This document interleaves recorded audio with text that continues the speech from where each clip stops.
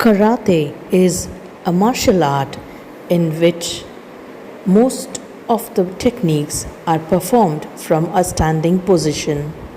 Therefore, a karate student, also called a karateka, must develop powerful stances to maintain balance and establish a strong foundation from which to deliver various techniques.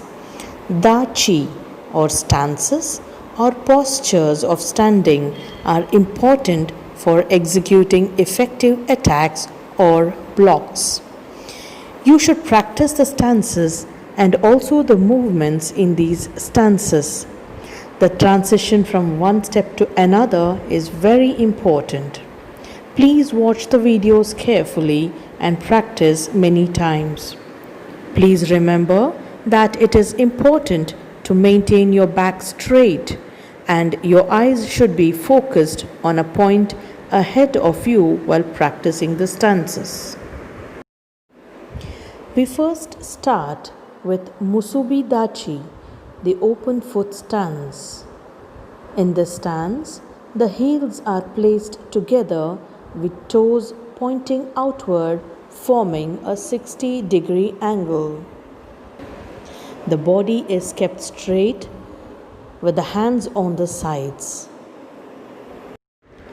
Next is Hieko Dachi, or the parallel stance. In this stance, the feet are shoulder width apart. They are kept parallel with the toes pointing forward. Now you can see the transition from Musubi Dachi to Hieko Dachi. Zenkudsu Dachi. Zenkudsu Dachi is a very important stance.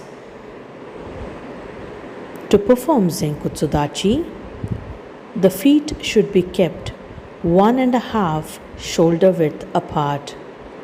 One foot will be placed in the front and the other one at the back. The leg in the front will be bent at the knees in such a way that the knees are right above the toes. The leg at the back will be straight without any bend at the knees. Please remember to keep the back straight, the chest forward and the eyes looking forward. While moving forward in Zenkudsu Dachi, you should remember to join the feet before keeping them ahead. You should also remember to keep the back straight while moving forward. And please note that the knees are bent when they are joined so that the height does not change throughout the stance. The stance should be performed keeping the height stable. Now you see the next stance, Shiko Dachi. It is wide open leg stance and is also called the sumo stance. The Shiko Dachi is done by pointing the toes outward at 45-degree angle. The knees are bent and the hips are lowered in such a way that the toes are right above the knees. This would be how a horse rider would be sitting on the horse's back while riding.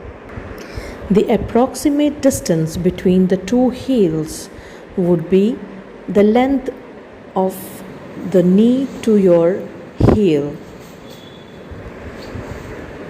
While moving forward in Shiko Dachi, there will be a tendency to bend the back. Please keep your back straight, and when you're moving forward, please see to it that the movement is in one straight line. The feet should be joined and then kept forward. It is also important that the height is maintained steady throughout the movement. The next stance that we would be dealing with is called Sanchin Dachi, or the hourglass stance.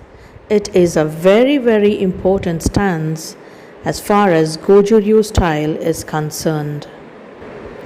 The stance is performed in this way. The legs are kept apart according to the shoulder width.